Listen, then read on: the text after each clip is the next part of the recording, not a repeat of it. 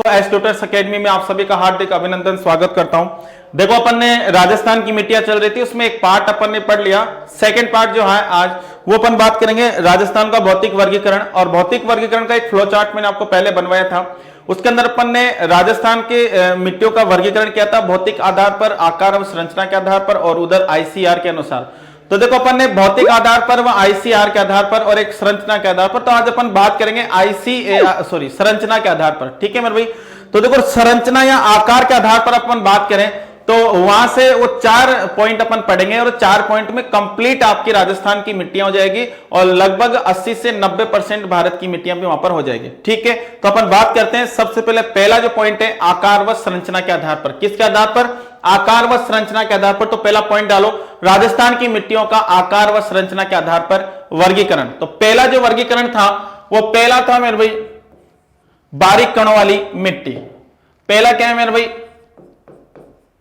बारीक कणों वाली मिट्टी। तो देखो बारीक कण वाली जो मिट्टी है, नाम से पता चल रहा है कि बारीक कण होते होंगे इसके, बिल्कुल बारीक बारीक कण होते होंगे। सबसे बारीक यानी कि कणों की जो साइज है, कणों का जो आकार है बिल्कुल बारीक होगा। तो देखो यहां पर अगर बात करें तो इन मिट्टी की बात करें, इस मिट्टी की, तो देखो इस मिट्टी के कणों का आकार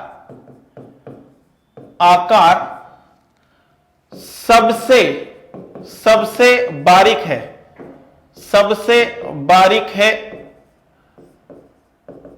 इसलिए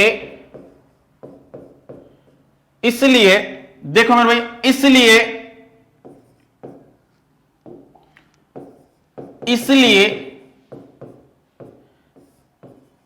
इस मिट्टी को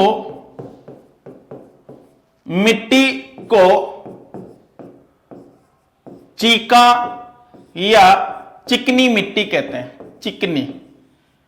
चीका या चिकनी मिट्टी कहते हैं। ठीक है मेरे भाई, इस मिट्टी को क्या कहते हैं? चीका या चिकनी मिट्टी कहते हैं। इस मिट्टी को क्या कहते हैं? चीका या चिकनी मिट्टी कहते हैं, चिकनी। तो देखो ये चीका या चिकनी मिट्टी की बात करूं तो चीका या चिकनी मिट्टी जो है, इसका जो उपयोग है, उपयोग कौन करता है? कुम्हार करता है मेरे भाई, बर्तन बनाने के लिए। ठीक है, तो देखो ये मिट्टी समस्त मिट्टियों में सबसे बारीक कणों वाली मिट्टी, इसलिए इस मिट्टी को कहते हैं, क्या कहते हैं? चीका या चिकनी मिट्टी कहते हैं। तो देखो यहां पर अगर बात करें, सबसे पहले इसकी बात करेंगे, निर्माण की बात करेंगे। किसकी बात करेंगे मेरे भाई? निर्माण की बात करेंगे। और निर्माण की अगर मैं बात करूं तो इसका जो निर्माण हुआ है वो ज्वालामुखी से हुआ है, ज्वालामुखी से हुआ है। इसका निर्माण कैसे हुआ है? ज्वालामुखी से हुआ है, इसलिए इस मिट्टी को ज्वालामुखी मिट्टी के नाम से भी जाना जाता है। ठीक है, किस प्रकार से हुआ? ज्वालामुखी से, तो वो बात अपन देखने वाले हैं। जिस प्रकार से अगर मैं बात करूं तो जैसे ये जो ज्वालामुखी है, ज्वालामुखी किस प्रकार से आता है? तो जैसे ये क्या है? पूरी की पूरी अपनी भू सतह है। ये क्या है मेरे भाई? भू सतह। ये जो भू सतह है, इस भू सतह की बात कर रहा हूं, तो इस भू सतह के लगभग 100 किलोमीटर के अंदर, 100 किलोमीटर अंदर जब अपन जाते हैं लगभग, तो देखो वहां पर इस प्रकार से प्लेटें पाई जाती हैं। और ये जो प्लेटें होती है, ये प्लेटें होती है मेरे भाई एक लहरनुमा संरचना के अंदर, और उस लहरनुमा संरचना को कहते हैं ध्रुवण लहर। कौन सी लहर बोलते हैं मेरे भाई? ध्रुवण लहर बोलते हैं। ठीक है, अब देखो यहां पर क्या होता है कि जो भूतल है, इस भूतल पर यहां पर दबाव बनता है। क्या बनता है? यहां पर दबाव बनता है। ये दबाव क्या करता है? आंतरिक भाग तक जाता है, और आंतरिक भाग तक जैसे ये दबाव जाएगा तो इन प्लेटों पर भी क्या पड़ेगा मेरे भाई? प्रभाव पड़ेगा। जैसे इन प्लेटों पर प्रभाव पड़ेगा तो इन प्लेटों में हलचल होगी, इन प्लेटों में घर्षण होगा, और ये प्लेटें क्या करेगी मेरे भाई? गति करेगी। जब ये प्लेटें गति करती है तो ये जो अपना भूतल है, ये भूतल क्या होता है? डिस्टर्ब हो जाता है, और फिर यहां पर कोई सी भी प्राकृतिक आपदाएं आएगी। ठीक है, तो देखो यहां पर इन प्लेटों का मैं एक जोड़ा यहां पर बना देता हूं, यानी कि पहला जोड़ा ये बना देता हूं मैं, दूसरा जोड़ा और तीसरा जोड़ा। देखो यहां पर ये सोच रहे होंगे कि आपकी यहां पर सर ये दबाव कहां से आता है? तो देखो दबाव जो आता है वो दबाव यहां पर अगर कोई पर्वत पहाड़ होंगे तो उस पर्वत पहाड़ों से, या फिर कोई यहां पर कोई विशाल जल संग्रह होता है, विशाल जल संग्रह, जल संग्रह होगा तो उससे भी क्या होगा मेरे भाई, यहां पर दबाव बनेगा। यानी कि कुल मिलाकर यह बात है कि मैदानी क्षेत्र में दबाव नहीं बनेगा, जो पर्वतीय क्षेत्र है वहां पर दबाव बनेगा। कोई विशाल जल संग्रह यानी कि कोई अगर कोई सागर महासागर होगा या फिर कोई पर्वत पहाड़ होगा तो वहां पर दबाव बनेगा। और जितने भी प्राकृतिक आपदाएं हैं, ये जितने भी पर्वत पहाड़ है, विशाल जल संग्रह है, यहीं पर सबसे ज्यादा आते हैं। तो देखो यहां पर जैसे दबाव आया तो इन प्लेटों पर दबाव पड़ेगा। जैसे अगर मैं बात करूं तो जब आप घर से बाहर रहते हो, पूरे दिन घर से बाहर रहते हो, पापा फोन करते हैं आपको और पापा फोन करते हैं तो देखो मेरे भाई शाम को पापा का गुस्सा बहुत ऊपर बढ़ जाता है, पारा बिल्कुल ऊपर चला जाता है, हाई। और देखो वहां पर जब पारा हाई चला जाता है, आप घर पे जैसे आते हो तो क्या होता है कि पापा बिल्कुल खड़े रहते हैं आपके स्वागत के लिए, और आपके आते ही देखो लकड़ी लेकर देलट आपका स्वागत कर देते हैं, ठीक है। जब जैसे आपको मारते हैं तो देखो आपका दिमाग में क्या आएगा कि यार पापा से बचने के लिए आपको जो रास्ता दिखेगा उधर भागोगे। अगर मम्मी होगी तो मम्मी के पास भाग जाओगे, अगर आपके पास अगर कोई सामने कोई गेट दिख रहा है तो गेट से भाग जाओगे। यानी कि फिक्स नहीं है कि आप किधर जाओगे, आप किधर भी भाग सकते हो। तो जैसे ही इन प्लेटों पर भी दबाव पड़ेगा तो ये प्लेटें भी किधर भी भाग सकती है। अब ये इधर भी भाग सकती है, इधर भी भाग सकती है, ऊपर भी जा सकती है, नीचे भी जा सकती है। तो देखो अगर मैं बात करूं इन प्लेटों पर, तो इन प्लेटों पर जैसे दबाव आएगा तो ये प्लेटें इस प्रकार से गति कर सकती है, ये इधर से जा सकती है, मैंने कहा कि किधर भी जा सकती है। ये प्लेट इधर जा सकती है तो ये प्लेट इधर भी जा सकती है। हो सकता है ये प्लेट ऊपर चल जाए, हो सकता है ये प्लेट नीचे की तरफ आ जाए। तो इस प्रकार से अगर मैं बात करूं तो प्लेटों के अंदर गति होती है। देखो मेरे भाई यहां पर प्लेटों में 3 प्रकार की गति हो रही है। कितने प्रकार की गति हो रही है? 3 प्रकार की गति हो रही है। और इन 3 प्रकार की गति में जो पहली गति है इसे कहते हैं मेरे भाई अभिसारी गति। अभिसारी गति। और ये अभिसारी गति की बात करूं तो अभिसारी गति से क्या होता है, इस प्रकार से दूसरी जो गति है इसे कहते हैं अपसारी गति। अपसारी गति। तीसरी जो गति है इसे कहते हैं रूपांतरण गति। रूपांतरण गति। तो देखो अभिसारी गति से हमेशा क्या किसका निर्माण होता है वो देखो भूतल की बात कर रहा हूं। भूतल के अंदर इस प्रकार से 2 प्लेटें, बड़ी बड़ी प्लेटें, विशाल प्लेटें होती है। जब भूतल में 2 प्लेटें इस प्रकार से चलेगी तो बीच वाला जो मलबा है ये मलबा ऊपर की तरफ आएगा। कहां आएगा मेरे भाई? ऊपर की तरफ आएगा। और ये मलबा जब भूतल के ऊपर आता है तो यहां पर पर्वत पहाड़ों का निर्माण होगा। जैसे अगर मैं बात करूं बीच में जो मलबा हो रहा है ये मलबा ऊपर की तरफ आएगा और यहां पर किसका निर्माण होगा मेरे भाई? पर्वत पहाड़ों का निर्माण होगा। इस प्रकार से पर्वत पहाड़ों का यहां पर निर्माण होगा। यानी कि अभिसारी गति से पर्वत पहाड़ों का निर्माण होता है। पर्वत पहाड़ों का निर्माण होता है। हमेशा अगर बात करें तो अभिसारी गति से पर्वत पहाड़ों का निर्माण होता है। दुनिया के जितने भी पर्वत पहाड़ है उनका निर्माण किससे हुआ है मेरे भाई? अभिसारी गति से हुआ है। यानी कि अपनी अरावली का भी निर्माण इसी से हुआ है, अपने हिमालय का भी निर्माण इसी से हुआ है, अपलेशियन पर्वत का निर्माण भी इससे हुआ है, एटलस पर्वतमाला का भी इसी से हुआ है। यानी कि दुनिया के जितने भी पर्वत है उनका निर्माण प्लेटों की कौन सी गति से हुआ है? अभिसारी गति से हुआ है। बात कर रहा हूं अपसारी गति से, तो देखो मेरे भाई अपसारी गति से हमेशा ज्वालामुखी आता है। ज्वालामुखी आता है और मैं भी आपको बताऊंगा ज्वालामुखी कैसे आता है। और अगर मैं बात करूं रूपांतरण गति से तो रूपांतरण गति से हमेशा भूकंप आता है।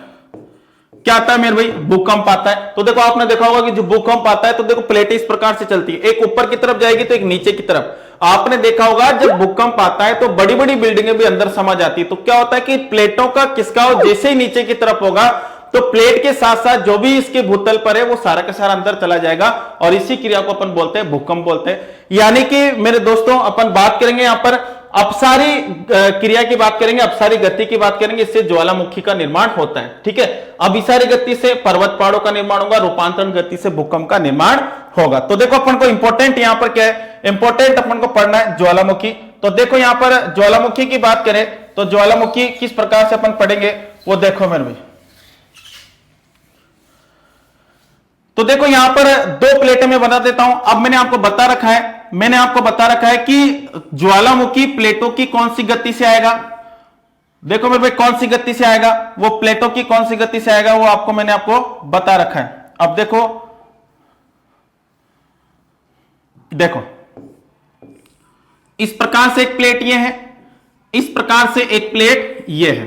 ठीक है, इन दोनों प्लेटों में अभी अपसारी क्रिया होगी। कौन सी क्रिया होगी? अपसारी क्रिया होगी। प्लेटों पर दबाव आता है, ये दबाव आ गया। दबाव जैसे आता है तो प्लेटों में क्या होगी? गति होगी। लेकिन गति होने से पहले इसमें क्या होगा मेरे भाई? इनमें होगा घर्षण। ये घर्षण होगा। ये क्या हो रहा है मेरे भाई, ये यहां पर घर्षण होता है। और जब घर्षण होता है तो देखो, जब सर्दी के दिनों में जब आप आपके हाथों को इस प्रकार से रगड़ते हो, इनमें जब घर्षण आप करते हो तो आपके हाथ क्या हो जाते हैं, गर्म हो जाते हैं। तो बहुत विशालकाय प्लेटें होती है, जब घर्षण होगा तो यहां पर क्या होगा मेरे भाई, तापमान बढ़ेगा। तापमान क्या होगा मेरे भाई, बढ़ेगा, यानी कि भूमि के अंदर का तापमान बढ़ता जा रहा है, बढ़ता जा रहा है। देखो ये तापमान जो बढ़कर कितना हो जाता है, लगभग 1600 डिग्री सेल्सियस हो जाता है। कितना डिग्री सेल्सियस हो जाएगा मेरे भाई, 1600 डिग्री सेल्सियस यहां पर तापमान देखने को मिलता है। कितना मिलता है, 1600 डिग्री, 1600 डिग्री सेल्सियस यहां पर तापमान देखने को मिलता है। देखो देखो 1600 डिग्री बहुत होता है मेरे भाई। अपन जब अपने यहां पर जब 50 डिग्री 49 48 पड़ता हो जाता है तो अपने देखो हाई तौबा हो जाती है। देखो 1600 डिग्री सेल्सियस तापमान है, यानी कि यहां पर पाई जाने वाली सभी चीजें तरल पदार्थ में बदल जाएगी। और सभी चीजों की बात करें तो सभी चीजें कौन कौन सी हो सकती है, जैसे अगर मैं बात करूं सभी चीजों की, तो हो सकता है खनिज, यहां पर कोई पाए जाने वाले खनिज, यहां पर पाई जाने वाली चट्टानें, ठीक है मेरे भाई, यहां पर पाए जाने वाली चट्टानें, यहां पर पाए जाने वाले छोटे मोटे जो जीव है, ये सभी किस में बदल जाएंगे, ये तरल पदार्थ में बदल जाएंगे। और उस तरल पदार्थ को अपन कहेंगे मेरे भाई मेग्मा। क्या कहेंगे इसको अपन, मेग्मा कहेंगे। यानी कि भूमि के आंतरिक भाग में किसका निर्माण हो रहा है, मेग्मा का निर्माण हो रहा है। भूमि के आंतरिक भाग में किसका निर्माण हो रहा है, मेग्मा का निर्माण हो रहा है। क्या होता है कि ये मेग्मा बनता रहता है, बनता रहता है, इस प्रकार से ये मेग्मा बन रहा है। और ये बनता बनता जिस प्रकार जैसे जैसे घर्षण होगा वैसे वैसे मेग्मा बनता जाएगा। ये मेग्मा इस प्रकार से बनता रहेगा, बनता रहेगा। उसके बाद क्या होगा, ये भूतल के आसपास में चला जाता है। और भूतल के आसपास में जैसे ये मेग्मा जाता है तो ये मेग्मा ऊपर निकलने की कोशिश करता है। और ये मेग्मा जैसे ऊपर निकलने की कोशिश करेगा तो ये भूतल इसको निकलने नहीं देगा, मना कर देगा, भाई तुझे मैं बाहर नहीं जाने दूंगा, क्योंकि तू जाएगा तो कोई जन धन की हानि हो सकती है। तो ये मेग्मा जो है, मेग्मा को कौन बना रहा है, ये प्लेटें बना रही है। कौन बना रही है मेरे भाई, प्लेटें बना रही है। ये प्लेटों के पास ही मेग्मा आता है। प्लेटों के पास क्या आता है, ये मेग्मा आता है। प्लेटों को बोलता है कि ये जो भूतल है ये मेरे को क्या नहीं करने दे रही मेरे भाई, ये मेरे को बाहर नहीं जाने दे रही। प्लेटें क्या करेगी, भाई टेंशन मत ले, मैं तेरे को बाहर भेजूंगी। और टेंशन कैसे नहीं ले, देखो इन प्लेटों में इस प्रकार से गति होती है, दोनों प्लेटें विपरीत दिशा में जाएगी। कैसे जाएगी मेरे भाई, विपरीत दिशा में। जब भूतल में इस प्रकार से अपसारी क्रिया होती है, प्लेटों में इस प्रकार से विपरीत दिशा में जाती है, तो ये जो बीच वाला स्थान है ये टूट जाता है। और जब ये टूट जाएगा तो फिर क्या होगा मेरे भाई, यहां पर ये जो मेग्मा है ये बाहर की तरफ निकल जाएगा। ठीक है, जब ये प्लेट यहां पर आ जाएगी, जब ये प्लेट यहां पर आ जाएगी और ये प्लेट यहां पर आ जाएगी, तो बीच वाला जो स्थान है ये स्थान क्या होगा मेरे भाई, ये टूट जाएगा। क्या होगा, ये स्थान टूट जाएगा। और जब ये स्थान टूट जाता है तो फिर क्या होता है, यहां पर यहां से ये जो मेग्मा है ये मेग्मा बाहर की तरफ निकलेगा।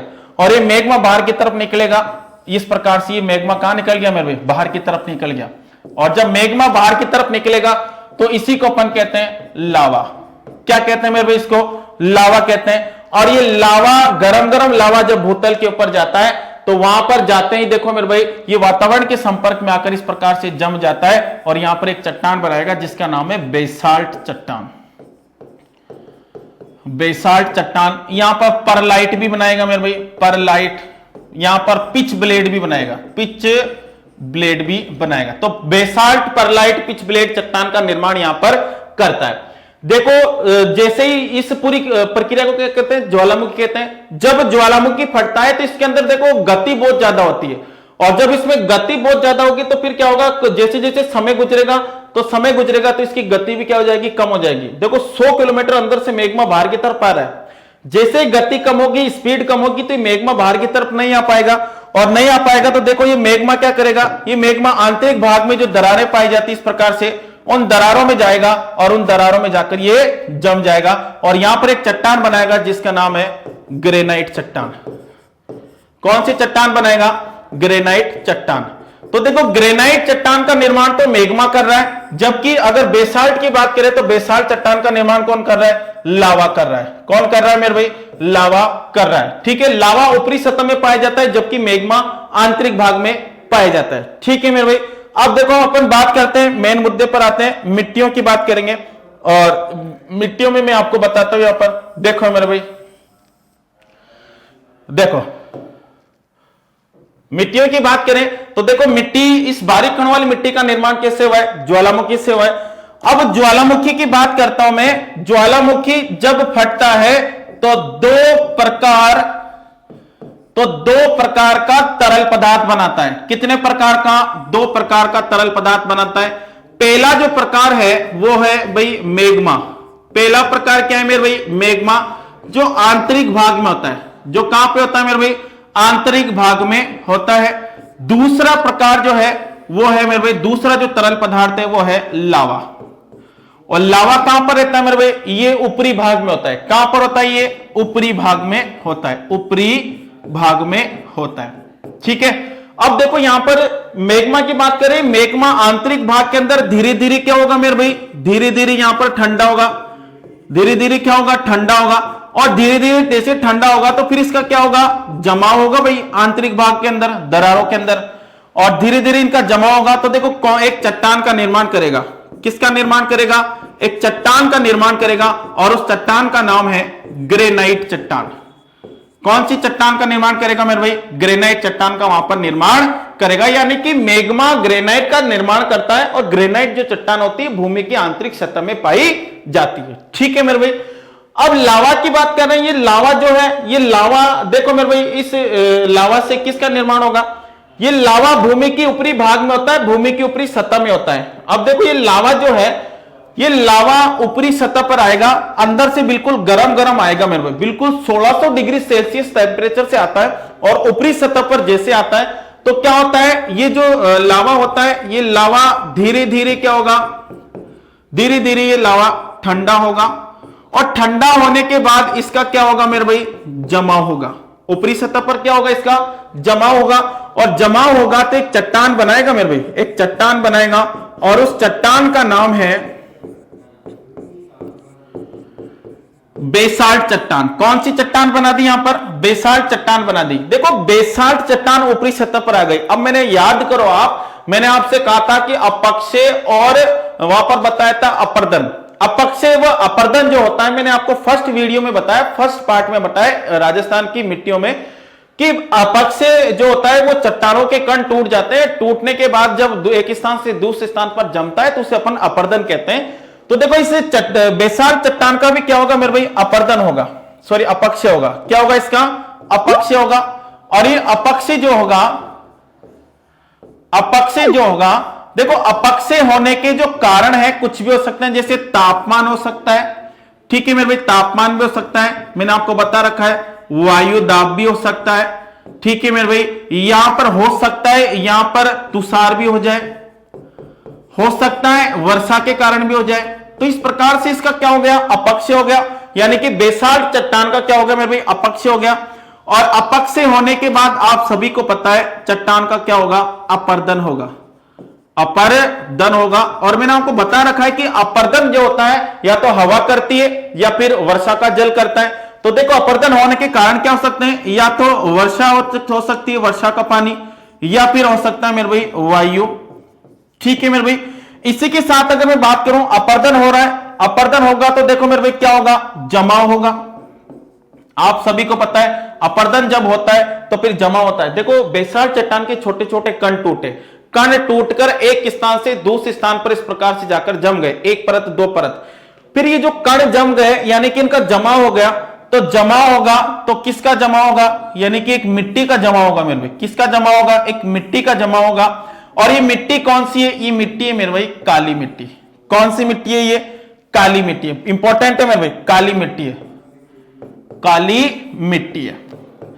अब देखो ये जो काली मिट्टी है, काली मिट्टी का निर्माण देखो मेरे भाई ज्वालामुखी से हो रहा है, इसलिए काली मिट्टी को ज्वालामुखी मिट्टी के नाम से भी जाना जाता है। तो देखो बेसाल्ट चट्टान जहां जहां पर होती है वहां पर काली मिट्टी भी होगी। यानी कि जहां जहां पर ज्वालामुखी फटेगा वहां वहां पर काली मिट्टी भी पाई जाएगी। ठीक है मेरे भाई। काली मिट्टी की बात करें तो काली मिट्टी के अंदर कौन कौन सी फसल होती है? तो देखो मेरे भाई अगर फसल की बात करें तो इसके अंदर फसल होती है कपास, कपास। इसके अंदर होती है मेरे भाई सोयाबीन, सोयाबीन होती है इसके अंदर। देखो इसके अंदर होता है गन्ना भी होता है और तो बहुत सारी होती है, लेकिन मुख्य रूप से कपास होती है। मुख्य रूप से क्या हो रही है मेरे भाई? कपास हो रही है। देखो मैंने यहां पर प्लस लिखा है, इसका मतलब सबसे ज्यादा क्या होती है? यहां पर कपास होती है। जहां पर भी मैं प्लस लिख दूं तो समझ जाना कि ये चीज यहां पर सबसे ज्यादा पाई जाती है। ठीक है मेरे भाई, देखो इसके बाद में यहां पर अगर मैं बात करूं तो मैं इसकी बात करूंगा राजस्थान के संदर्भ में। किसके संदर्भ में बात करूंगा? राजस्थान के संदर्भ में बात करूंगा। और राजस्थान के संदर्भ की बात करूं तो राजस्थान के संदर्भ में ये जो मिट्टी है राजस्थान के अंदर कहां पर पाई जाती है? तो देखो राजस्थान के अंदर ये पाई जाएगी हाड़ौती क्षेत्र में, हाड़ौती क्षेत्र में पाई जाएगी, या फिर हाड़ौती क्षेत्र कह दो, या फिर इसी को कह दो दक्षिण पूर्वी पठारी भाग। क्या कह दो मेरे भाई? दक्षिण पूर्वी पठारी भाग, दक्षिण पूर्वी पठारी भाग। तो देखो दक्षिण पूर्वी पठारी भाग कह दो, या फिर देखो हाड़ौती प्रदेश में 4 जिले आते हैं। मैंने आपको कहा कितने जिले आते हैं? 4 जिले आते हैं। कौन कौन से जिले आते हैं? कोटा, बारां, बूंदी और झालावाड़। ठीक है मेरे भाई, तो कोटा, बारां, बूंदी और झालावाड़ यहां पर आते हैं। ठीक है, अब देखो यहां की अगर मैं बात करूं तो राजस्थान के अंदर इसके नाम क्या है मेरे भाई? राजस्थान में क्या नाम है इसके? तो राजस्थान में इसका जो नाम है वो नाम है मेरे भाई बल्टीसोल। क्या नाम है इसका? बल्टीसोल है। क्या नाम है मेरे भाई? बल्टीसोल है। तो देखो यहां पर आपको ध्यान रखना है, यहां पर ये ध्यान रखना है कि जो मिट्टी है, ये इस मिट्टी का जो निर्माण होता है वो निर्माण कैसे होता है मेरे भाई? बारीक कणों वाली मिट्टी अपन पढ़ रहे हैं। इस मिट्टी के बारे में, यह मिट्टी, इस मिट्टी के कण क्या होते हैं? आकार में सबसे बारीक होते हैं, इसलिए इस मिट्टी को चीका मिट्टी या चिकनी मिट्टी कहते हैं। इस मिट्टी का उपयोग कुम्हार करता है बर्तन बनाने के लिए। किस में करता है मेरे भाई? बर्तन बनाने के लिए करता है। ठीक है मेरे भाई, यहां पर इस मिट्टी का जो निर्माण होता है ज्वालामुखी से होता है, इसलिए इस मिट्टी को ज्वालामुखी मिट्टी के नाम से भी जानते हैं। ज्वालामुखी जब फटता है तो 2 प्रकार के तरल पदार्थ बनाता है, पहला मैग्मा है और दूसरा क्या है मेरे भाई? लावा है। मैग्मा आंतरिक भाग में होता है। मैग्मा कहां पर होता है मेरे भाई? आंतरिक भाग में होता है, जो धीरे धीरे वहां पर ठंडा होता है, और भूमि के आंतरिक भाग में जो दरारें होती है उन दरारों में जाकर क्या करता है? इनका जमा होता है, और दरारों में जो चट्टान बनेगी वो बनेगी ग्रेनाइट चट्टान। देखो मेरे भाई, यहां के बाद अगर बात करें तो दूसरा जो तरल पदार्थ है वो है लावा, और लावा ऊपरी भाग में होता है, जो धीरे धीरे ऊपर आकर ठंडा होगा। ठंडा होगा तो इसका जमाव होगा। जमाव कौन सी मिट्टी का होगा? बेसाल्ट का, कौन सी चट्टान का होगा? बेसाल्ट चट्टान का होगा। देखो बेसाल्ट चट्टान की बात कर रहा हूं। बेसाल्ट चट्टान जो है, बेसाल्ट चट्टान का अपक्षय होता है, और अपक्षय तापमान से भी हो सकता है। अपक्षय देखो तापमान से भी हो सकता है, अपक्षय वायुदाब से भी हो सकता है, अपक्षय तुषार से भी हो सकता है, अपक्षय वर्षा से भी हो सकता है, वर्षा के जल से भी हो सकता है। तो देखो अपक्षय होने के बाद इसका क्या हो रहा है मेरे भाई? अपर्दन हो रहा है। अपर्दन होने के कारण हो सकते हैं कि एक तो वर्षा का जो जल है इन टूटे हुए कणों को एक स्थान से दूसरे स्थान पर ले जाकर इनका जमाव कर सकता है, या फिर हवा कर सकती है।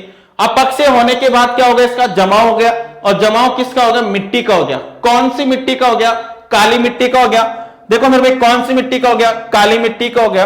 काली मिट्टी में जो फसल होती है, काली मिट्टी के अंदर जो फसल होती है वो कपास होती है, सोयाबीन होता है और गन्ना होता है। कपास सर्वाधिक होती है इसके अंदर। ठीक है मेरे भाई, राजस्थान में कहां पर पाई जाती है? तो राजस्थान के अंदर कहां पर पाई जाएगी? हाड़ौती क्षेत्र के अंदर, या फिर दक्षिण पूर्वी पठारी भाग में पाई जाती होगी। हाड़ौती क्षेत्र में कोटा, बारां, बूंदी और झालावाड़ 4 जिले यहां पर देखने को मिलते हैं। राजस्थान में इसके जो नाम है वो है बल्टीसोल। देखो मेरे भाइयों, यहां पर अपन को थोड़ा सा अपन भारत का भी देख लेते हैं। देखो भारत का भी यहां पर अपन देख लेते हैं। तो देखो इस मिट्टी की बात कर रहा हूं, काली मिट्टी की। तो काली मिट्टी का भारत के संदर्भ में, भारत के संदर्भ में बात कर रहा हूं, तो भारत में इस मिट्टी का जो विस्तार है, भारत में इस मिट्टी का जो विस्तार है वो विस्तार देखने को मिलता है गुजरात में, देखने को मिलता है मेरे भाई यहां पर। दूसरा महाराष्ट्र में, तीसरा यहां पर देखने को मिलता है कर्नाटक में, और चौथा यहां पर देखने को मिलता है तमिलनाडु में। तमिलनाडु में, ठीक है मेरे भाई। तो देखो तमिलनाडु, कर्नाटक, महाराष्ट्र और गुजरात में देखने को मिलता है। ठीक है, देखो मेरे भाई,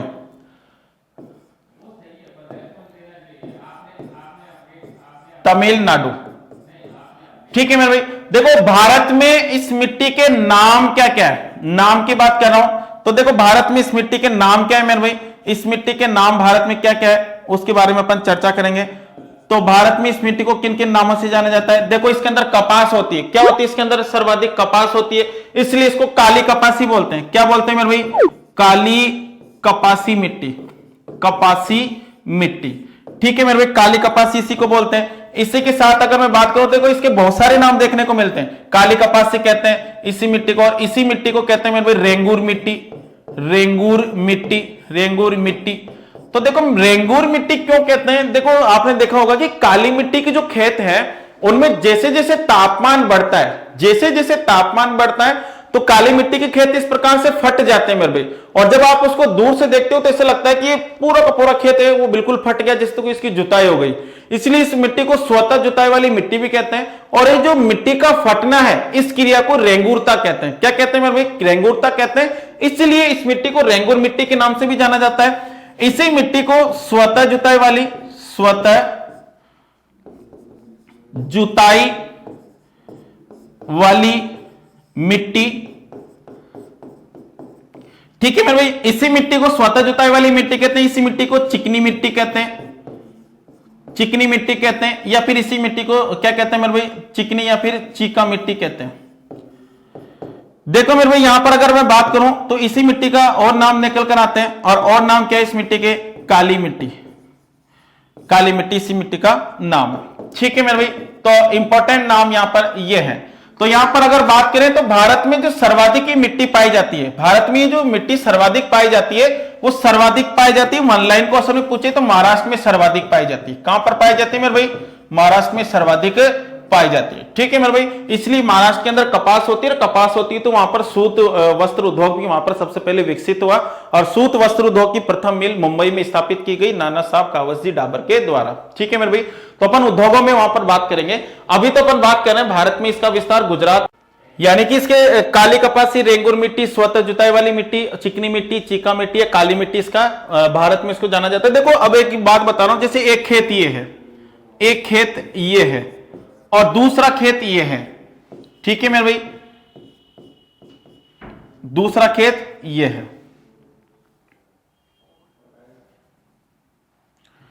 देखो यहां पर अगर मैं इसकी बात करूं तो इस खेत के अंदर रेतीली मिट्टी है, इस खेत के अंदर काली मिट्टी है। तो देखो यहां पर ये खेत इस प्रकार से ये मिट्टी है पूरी की पूरी, और इस खेत को आपने क्या किया? पानी से भर दिया। इस खेत को भी आपने क्या कर दिया मेरे भाई? पानी से भर दिया। जब रेतीली मिट्टी के अंदर आप पानी भरते हो, काली मिट्टी के अंदर आप पानी भरते हो, तो क्या होता है मेरे भाई कि जब सुबह आकर आप देखते हो उस खेत को, तो रेतीली मिट्टी का जो पानी है वो रेत क्या कर लेती है? सोख लेती है। क्या कर लेती है मेरे भाई? सोख लेती है। जबकि काली मिट्टी जो है, ये काली मिट्टी अपने जल को इस प्रकार से बनाकर रखती है, इस प्रकार से बनाकर रखती है जल को, मतलब ज्यादा जल यहां से सोखती नहीं है।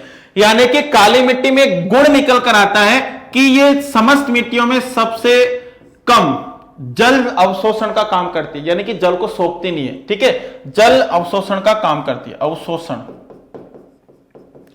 तो जल अवशोषण का काम सबसे ज्यादा कौन करते हैं मेरे भाई? काली मिट्टी करती है। यानी कि अगर मैं बात करूं तो यहां पर ये जो मिट्टी है इसकी एक विशेषता निकल कर आती है कि ये जो मिट्टी है, ये मिट्टी जल को धारण करने की क्षमता इस मिट्टी के अंदर सबसे ज्यादा होती है, जल को शोषण करने की क्षमता सबसे कम होती है, ये जल को शोषण ही नहीं करती। ठीक है मेरे भाई, ठीक है।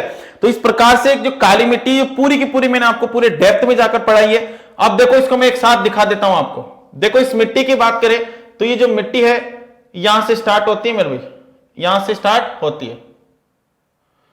देखो यहां पर अपन ने बात करी थी बारीक कणों वाली मिट्टी। कौन सी मिट्टी की बात करी? बारीक कणों वाली मिट्टी की बात करी। और इस मिट्टी में अपन ने देखा है यहां पर कि ये जो मिट्टी है, ये मिट्टी इस प्रकार से बारीक कणों वाली मिट्टी है। और इस मिट्टी के अंदर अपन ने देखा कि मिट्टी के कण सबसे बारीक होते हैं, इसलिए इसको चीका या चिकनी मिट्टी भी कहते हैं। बर्तन बनाने के लिए कुम्हार इसका उपयोग करता है। ज्वालामुखी से इसका निर्माण होता है। ज्वालामुखी जब फटता है तो दो प्रकार के तरल पदार्थ बनाता है। कितने प्रकार के बनाता है? दो प्रकार के। एक तो होता है मैग्मा और दूसरा कौन सा होता है? लावा। देखो मैग्मा आंतरिक भाग में होता है, धीरे धीरे ठंडा होता है और उसका जमाव होता है, और जमाव होगा तो देखो मेरे भाई ये एक चट्टान बनाएगा जिसका नाम है ग्रेनाइट। यानी कि ग्रेनाइट चट्टान का निर्माण भी ज्वालामुखी से होता है और ज्वालामुखी के मैग्मा से होता है आंतरिक भाग में। ऊपरी भाग में जो लावा होता है वो धीरे धीरे ठंडा होता है और इसका फिर क्या होगा? जमा होगा और ये एक चट्टान बनेगी जिसका नाम है बेसाल्ट चट्टान। देखो बेसाल्ट चट्टान का अपक्ष होगा और अपक्ष भौतिक अपक्ष होगा। और कैसे होगा मेरे भाई, हो सकता है इसके कण तापमान से टूटे, वायुदाब से टूटे, तुषार से टूटे और वर्षा से टूटे। अपक्ष होने के बाद इसका क्या होता है, अपर्दन होता है। अपर्दन या तो वर्षा के जल से होगा या फिर वायु से होगा। जमा होगा अपर्दन के बाद, अपर्दन के बाद जमा होगा, तो किसका जमा होगा, मिट्टी का जमा होगा। कौन सी मिट्टी का जमा होगा, काली मिट्टी का जमा होगा। काली मिट्टी में सर्वाधिक कपास होती है, सोयाबीन होता है और गन्ना होता है। ठीक है मेरे भाई, राजस्थान में काली मिट्टी कहां पर पाई जाती है, हाड़ौती क्षेत्र में, या फिर दक्षिण पूर्वी पठारी भाग में पाई जाती है। हाड़ौती क्षेत्र जो है कोटा, बारां, बूंदी, झालावाड़ में पाया जाता है, 4 जिलों के अंदर। तो देखो वहां पर इस मिट्टी का नाम क्या है, राजस्थान के अंदर बर्टिसोल है, यानी कि काली मिट्टी को यहां पर बर्टिसोल कहा जाता है। भारत की बात कर लेते हैं, भारत के अंदर इसका विस्तार गुजरात, महाराष्ट्र, कर्नाटक व तमिलनाडु में देखने को मिलता है। सर्वाधिक भारत के अंदर महाराष्ट्र में मिलती है। भारत जो है, भारत के अंदर इस मिट्टी की जो नाम है, काली कपासी मिट्टी कहते हैं, रेंगूर मिट्टी कहते हैं, स्वतः जुताई वाली मिट्टी कहते हैं, चिकनी मिट्टी कहते हैं, वह काली मिट्टी कहते हैं। काली मिट्टी के अंदर जल को अवशोषण करने की क्षमता सबसे कम होती है, यानी कि जल को धारण करने की क्षमता सबसे ज्यादा होती है। ठीक है मेरे भाई, इसी के साथ अपना एक जो प्रकार था मिट्टियों के संरचना व आकार के आधार पर, पहला आकार था बारीक कणों वाली मिट्टी। तो बारीक कणों वाली मिट्टी अपन ने पढ़ी। नेक्स्ट वीडियो में अपन पढ़ेंगे मध्यम कणों वाली मिट्टी, और फिर आगे अपन बात करेंगे मध्यम मोटे कणों वाली मिट्टी। तो ठीक है मेरे भाइयों, यहां पर आप जब फर्स्ट पार्ट को देखोगे तो सेकंड पार्ट समझ में आएगा, और सेकंड पार्ट को देखोगे तो थर्ड पार्ट समझ में आएगा। तो सारे के सारे पार्ट को देखना है। कहीं पर भी अगर कोई चीज समझ में नहीं आए तो उसको दोबारा पूछना है, मतलब कमेंट बॉक्स में आप बता देना कि सर ये चीज समझ में नहीं आई, एक्सप्लेन दोबारा करूंगा जब नेक्स्ट वीडियो अपना कल आने वाला है। ठीक है मेरे भाइयों, जय हिंद, जय भारत।